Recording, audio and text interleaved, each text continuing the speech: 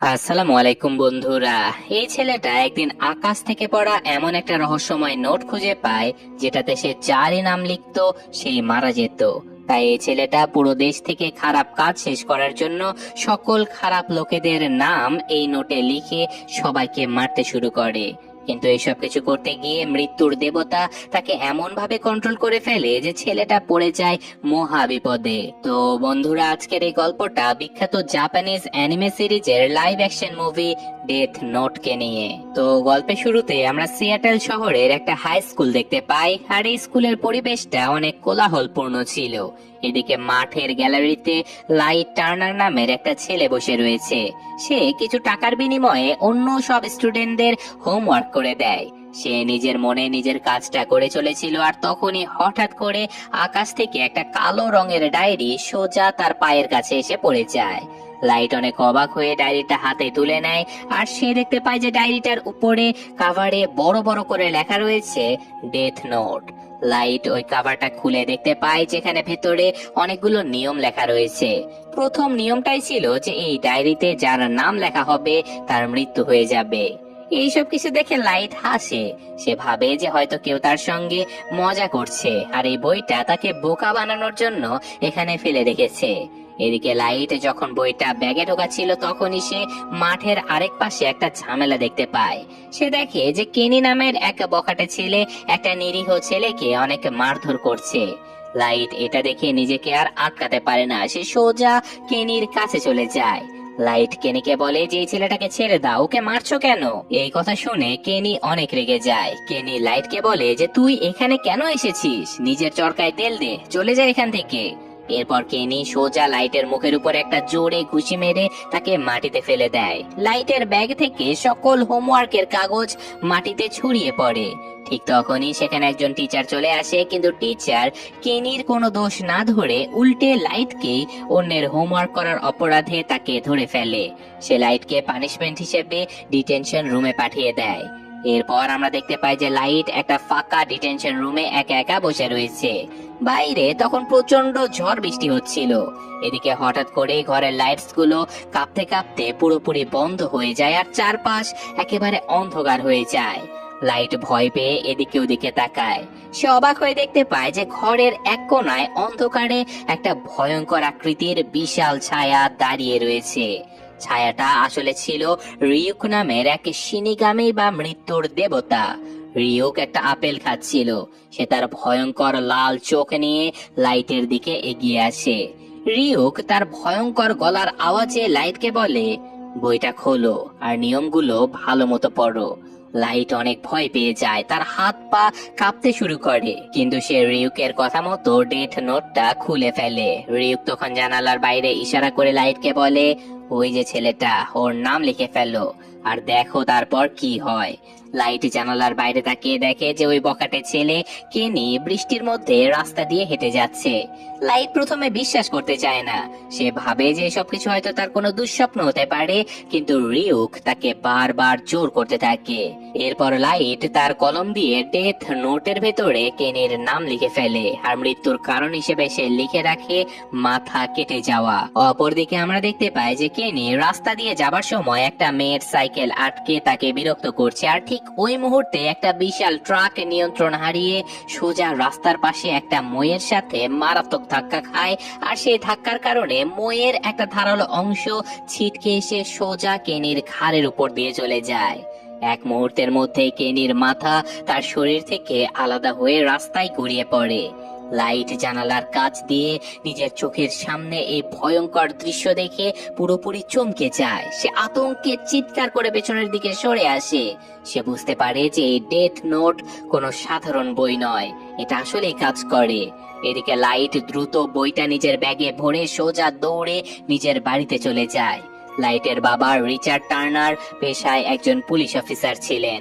আমরা এখানে জানতে পারি যে কয়েক বছর আগে অ্যান্থনি নামের একজন ক্রিমিনাল লাইটের মাকে খুন করেছিল, কিন্তু পুলিশের কাছে যথেষ্ট প্রমাণ না থাকার কারণে আদালত তাকে কোনো শাস্তি দিতে পারেনি। লাইট তার ঘরে বসে ডেথ নোটের নিয়মগুলো খুবই ভালোভাবে পড়ে নেয়।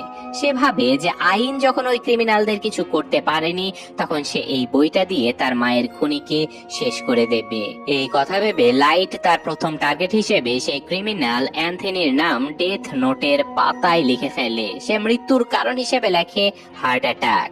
অপরদিকে আমরা দেখতে পাই যে অন্য শহরের একটা ক্যাসিনো রেস্টুরেন্টে বসে থাকা ওই ক্রিমিনাল হঠাৎ করে তার বুকে প্রচন্ড ব্যথা অনুভব করে। সে ব্যথায় ছটফট করতে করতে ফ্লোরে পড়ে যায় আর সেখানে হার্ট অ্যাটাক করে মারা যায়। এদিকে পরদিন লাইট আবার স্কুলে চলে যায় আর সে মাঠের এক কোনায় বসে ডেথ নোটের নিয়মগুলো আবারও খুব ভালোভাবে মনোযোগ দিয়ে পড়তে থাকে। অপরদিকে মিয়া নামের একটা মেয়ে তার কাছে চলে আসে। মিয়া আসলে গতকাল লাইটকে ওই কেনির মৃত্যুর সময় অদ্ভুত আচরণ করতে দেখতে পেয়েছিল, তাই সে লাইটের ব্যাপারে কিছুটা কৌতূহলী ছিল। মিয়া লাইটকে বলে যে তুমি ওই অদ্ভুত বইটা নিয়ে কি করছিলে? কালকে ওই কেনি যখন মারা যাচ্ছিল তখন তুমি এমন অদ্ভুত আচরণ করছিলে কেন? লাইট মিয়াকে অনেক পছন্দ করত, তাই সে মিয়াকে বিশ্বাস করে এই বইয়ের সকল সত্য কথা বলে দেয়। সে মিয়াকে বলে যে এই বইতে যার নাম লেখা হবে সে মারা যাবে, আর আমি কাল রাতে এটা দিয়ে আমার মায়ের খুনিকে মেরে ফেলেছি।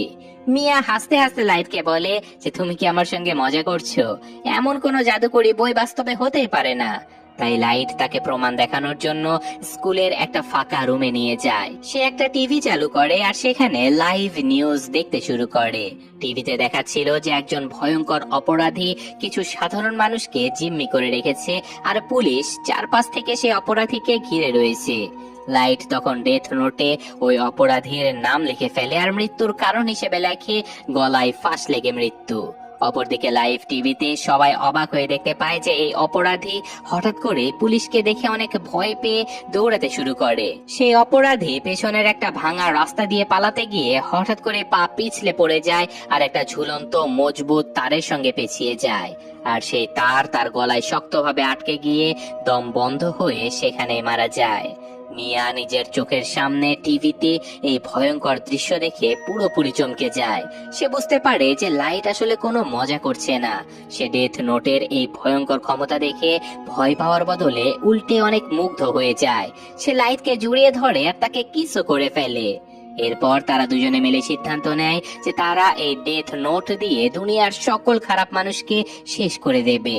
তারা ভাবে যে তারা দুজন মিলে এই পৃথিবীকে সম্পূর্ণ অপরাধ মুক্ত করে ফেলবে। তারা নিজেদের জন্য একটা ছদ্মনাম দেবার কথাও চিন্তা করে যেন পুলিশ তাদেরকে কখনোই ধরতে না পারে।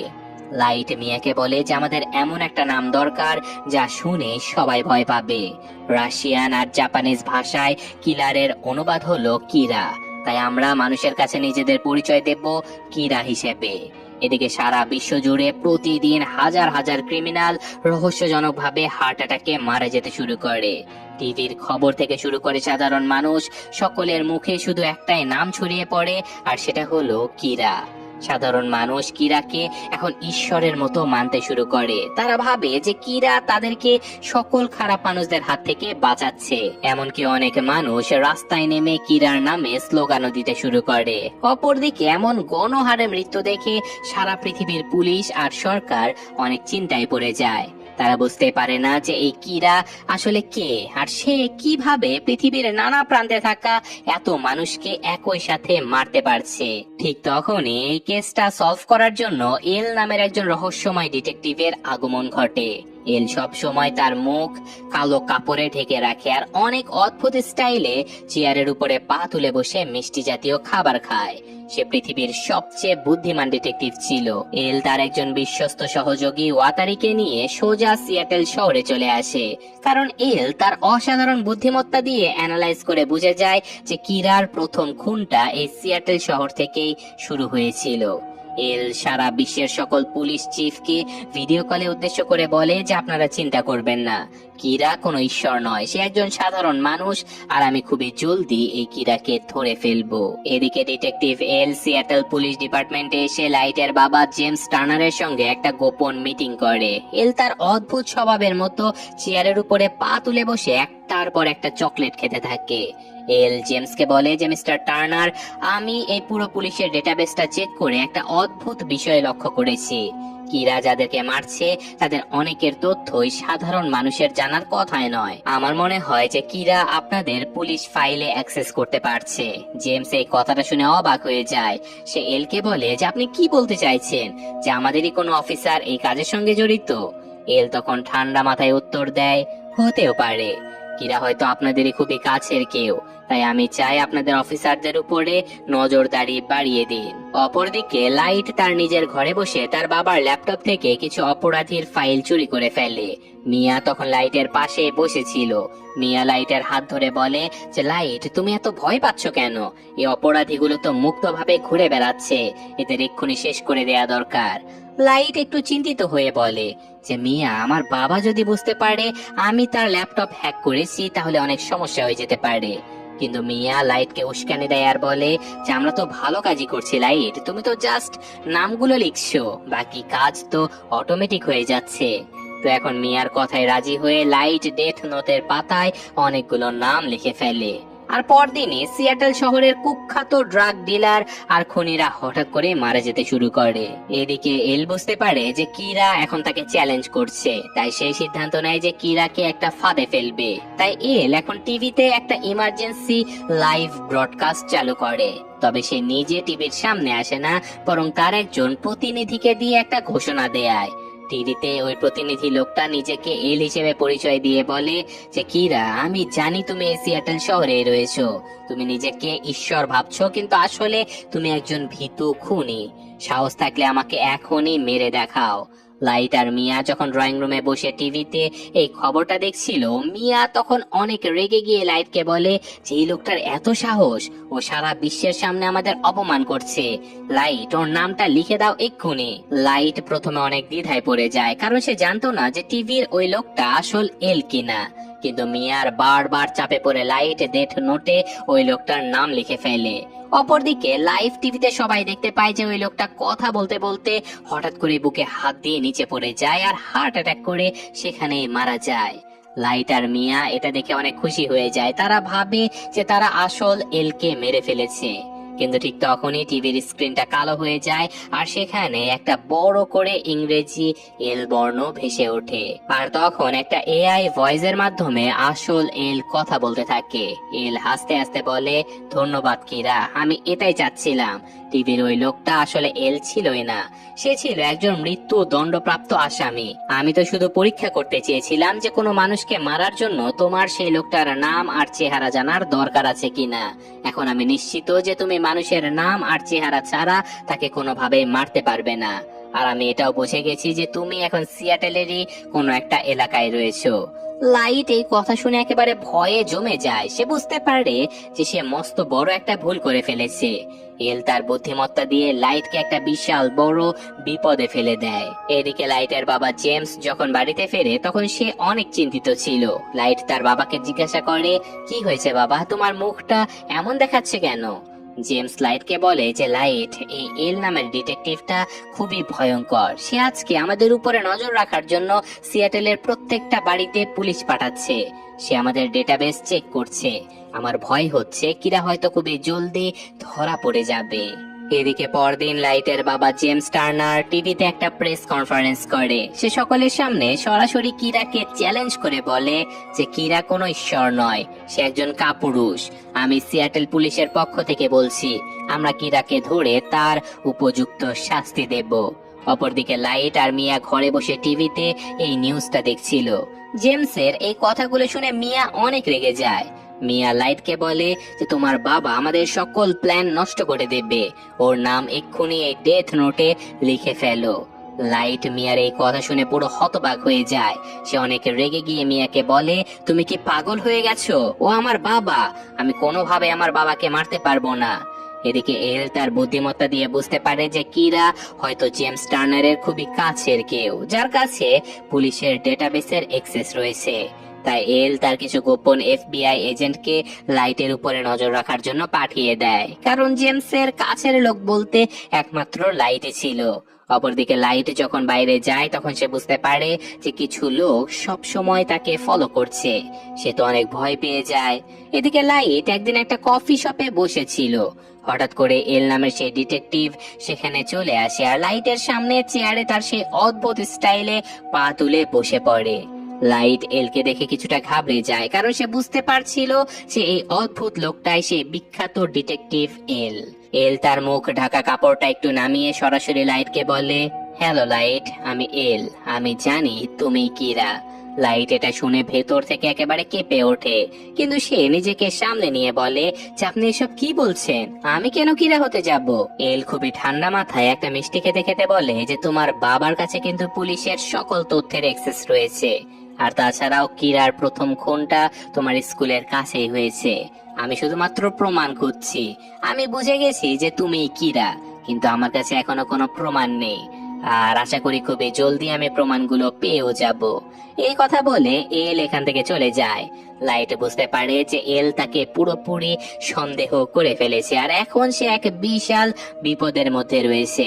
অপরদিকে লাইট যখন বাড়িতে ফিরে আসে তখন সে টিভিতে একটা ব্রেকিং নিউজ দেখতে পায়। টিভিতে দেখায় যে ওই এফবিআই এজেন্ট গুলো যারা লাইটকে ফলো করছিল তারা সবাই হঠাৎ করে একসঙ্গে ছাদ থেকে লাফ দিয়ে নিজেদেরকে শেষ করে দিয়েছে। লাইট সাথে সাথে বুঝতে পারে যে এই ভয়ঙ্কর কাজটা কে করেছে। সে সোজা মিয়ার কাছে ছুটে চলে যায়, আর লাইট রেগে মেগে মিয়াকে বলে যে তুমি এটা করছোটা কি, তুমি ওই নিরীহ এজেন্ট গুলোকে মারলে কেন। মিয়া একদম হাসি মুখে ঠান্ডা মাথায় লাইটকে বলে যে ওরা আমাদেরকে ধরে ফেলতো লাইট, আমাদেরকে বাঁচতে হলে এভাবেই কাজ করতে হবে। আমি ডেথ নোট থেকে কয়েকটা পাতা ছিঁড়ে নিজের কাছে লুকিয়ে রেখেছি। লাইট মিয়ার এই কথা শুনে একেবারে ভয়ে জমে যায়। সে বুঝতে পারে যে মিয়া এখন পুরোপুরি ডেথ নোটের ক্ষমতার নেশায় পাগল হয়ে গেছে। সে এখন শুধু খারাপ মানুষদের নয়, বরং তাদের রাস্তায় যে আসবে তাকেই মেরে ফেলবে। এদিকে এফবিআই এজেন্টদের মৃত্যুর খবর শুনে এল পুরোপুরি রেগে আগুন হয়ে যায়। সে বুঝতে পারে যে লাইটই এই কাজটা করেছে। এল তার শান্ত স্বভাব হারিয়ে একেবারে রাগে পাগল হয়ে যায়। সে যে কোনো মূল্যে লাইটকে ধরার জন্য একেবারে মরিয়া হয়ে ওঠে। অপরদিকে লাইট বুঝতে পারে যে এলকে না থামালে এল খুব জলদি তার বাবাকে এবং তাকে ধরে ফেলবে। কিন্তু এলকে মারতে হলে তার আসল নামটা তো তাদের জানা দরকার, যা দুনিয়ার কেউ জানে না। লাইট তখন উপায় না পেয়ে রিউকের কাছে সাহায্য চায়। লাইট এখন রিউককে বলে যে আমাকে এলের আসল নামটা খুঁজে বের করতে হবে, তুমি কি আমাকে সাহায্য করতে পারবে। রিউক তার ভয়ঙ্কর হাসি দিয়ে বলে, আমি তোমাকে কোনো নাম বলবো না, কিন্তু এলের অতীত আর তার আসল নাম শুধুমাত্র একজনই জানে, আর সে হলো ওয়াতারি। এই কথা শুনে লাইটের মাথায় একটা বুদ্ধি চলে আসে। সে ডেথ নোটে এলের সহযোগী ওয়াতারির নাম লিখে ফেলে। লাইট শর্তে লিখে ফেলে যে মৃত্যুর আগে ওয়াতারি নিউ ইয়র্কের সেই পরিত্যক্ত এতিমখানায় যাবে যেখানে এল বড় হয়েছিল। সেখানে গিয়ে ওয়াতারি এলের আসল নাম খুঁজে বের করবে আর লাইটকে ফোনে জানাবে, আর তারপর ওয়াতারি মারা যাবে। এদিকে ওয়াতারি এলের সাথেই বসেছিল, আর হঠাৎ করে সে যেন হিপনোটাইজ হয়ে যায়। সে এলকে কিছু না বলেই সোজা নিউ ইয়র্কের ওই পুরনো পরিত্যক্ত এতিমখানার দিকে রওনা হয়ে যায়। অপরদিকে এল ওয়াতারিকে খুঁজে না পেয়ে একেবারে পাগল হয়ে যায়। সে ওয়াতারির ফোনে বারবার ফোন করে, কিন্তু ওয়াতারি তার ফোনই ধরে না। এল বুঝতে পারে যে কিরা ওয়াতারিকে ডেথ নোট দিয়ে পুরোপুরি ভাবে কন্ট্রোলে নিয়ে ফেলেছে। এল সোজা লাইটের বাড়িতে পুলিশ নিয়ে চলে আসে, আর এখন এল লাইটের বাবা জেমসকে সরাসরি বলে যে আপনার ছেলে লাইটই হলো কিরা, সে আমার বন্ধু ওয়াতারিকে কন্ট্রোল করছে, আমি ওকে ছাড়বো না। জেমস এলের কথা একেবারে বিশ্বাস করে না, সে উল্টে এলকে তার বাড়ি থেকে বের করে দেয়। অপরদিকে লাইট তার ঘরে বসে ওয়াতারির কলের জন্য অপেক্ষা করতে থাকে, আর ঠিক তখনই মিয়া সেখানে চলে আসে। মিয়া লাইটের হাতে ডেথ নোটের একটা ছেঁড়া পাতা ধরিয়ে দেয়, আর লাইট পাতাটা খুলে দেখে যে সেখানে বড় করে লাইটের নিজের নামই লেখা রয়েছে, আর তার মৃত্যুর সময় লেখা আছে রাত 12টা। লাইট নিজের চোখের সামনে নিজের নাম দেখতে পেয়ে পুরোপুরি চমকে যায়, তার হাত পা কাঁপতে শুরু করে।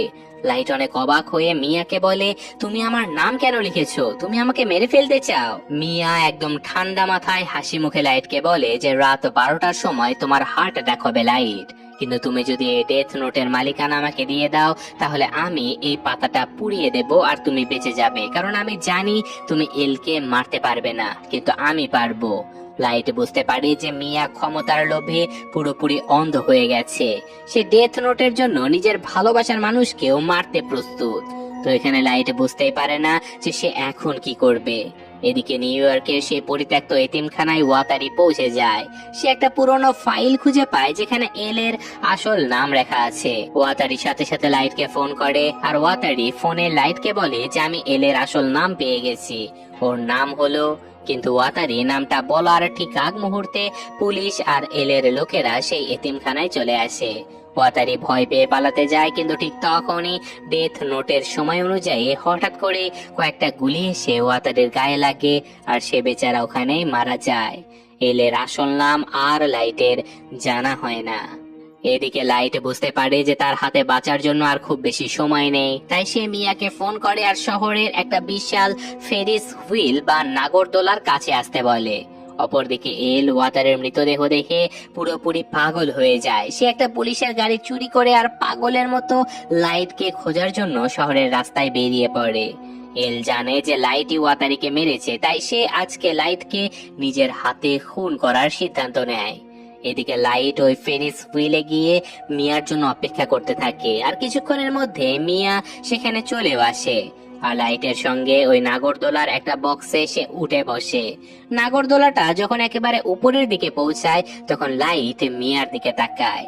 লাইট মিয়াকে বলে, মিয়া, আমি ভেবেছিলাম আমরা একসঙ্গে পুরো পৃথিবীটাকে বদলে দেব, কিন্তু তুমি আমার সঙ্গে বেইমানি করেছো। আমি তোমাকে শেষ একটা সুযোগ দিচ্ছি, আমার নামের ওই পাতাটা আমাকে দিয়ে দাও। কিন্তু মিয়া হাসি মুখে লাইটকে বলে যে তুমি বুঝতে পারছো না লাইট, আসলে ওই ডেথ নোটের ক্ষমতা তোমার জন্য নয়, ওটা আমার জন্য। বইটা আমাকে দিয়ে দাও, আমি তোমার নামের পাতাটা পুড়িয়ে দেব, কথা দিচ্ছি। মিয়া লাইটের ব্যাগ থেকে জোর করে ওই ডেথ নোটটা বের করে নেয়, আর ঠিক তখনই লাইট একটা রহস্যময় হাসি দেয়। লাইট মিয়াকে বলে যে তুমি ভেবেছো তুমি আমার থেকে অনেক বেশি চালাক, তাই না? আমি আগে থেকে জানতাম যে তুমি এমন কিছু করতে চলেছো, তাই আমি ডেথ নোটে তোমার নাম লিখে রেখেছি। মিয়া এই কথা শুনে পুরোপুরি অবাক হয়ে যায়। সে ডেথ নোট খুলে দেখে যে সত্যি সেখানে মিয়ার নাম লেখা রয়েছে। লাইট ডেথ নোটে লিখেছিল যে মিয়া যদি লাইটের কাছ থেকে এই বইটা কেড়ে নেয় তবে ফেরিস হুইলটা ভেঙে পড়বে আর মিয়া মারা যাবে।